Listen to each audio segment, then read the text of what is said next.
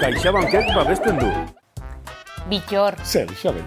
zein da bidaiatzeko zure erarik gogokoena? Etzan da. Bai, alaxe da bai. Etzan da. Ai, Bittor, garraioari buruz ari naiz. Gehien gustatzen zaidan garraio mota ate magiko da. Batzuetan mareatu eta buruko minak sortzen badizkitere. Ai, Bittor, oiko garraio ez ari naiz.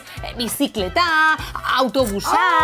Hori, Isabel, lehenago esan besterik etzen nuen, Nuke jakingo bat aukeratzen egia esan. Zergatik?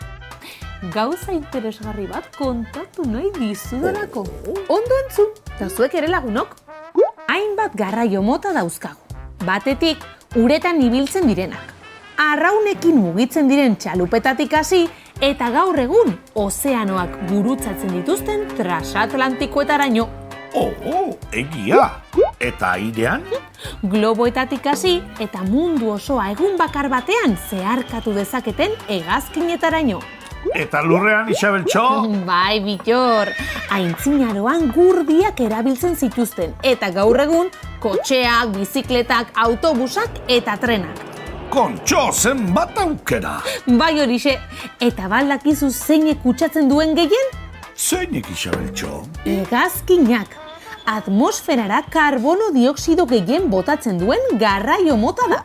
Baina kotxek ere kutsatzen dute, ez da? Bai, Bittor, baina kotxean beste pertsona batzuekin batera joaten bagara, hegazkinean baino 4 aldiz gutxiago kutsatzen dugu. Hala, ondo dago jakitea aizu.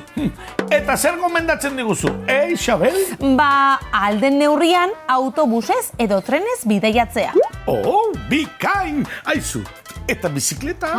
Noski, Bittor, bizikletaz bidaiatzea da planetarentzako onena. Tira, eta oinez nahi izanez gero, noski. Legoke bat ere gaizki, trafasiara oinez joatea, Trafasia... Bittor, non dago hori? Ez dakit asmatu egin dut, baina bilatzen saiatuko naiz, Aio! Gure, Bittor. Aio lagunok!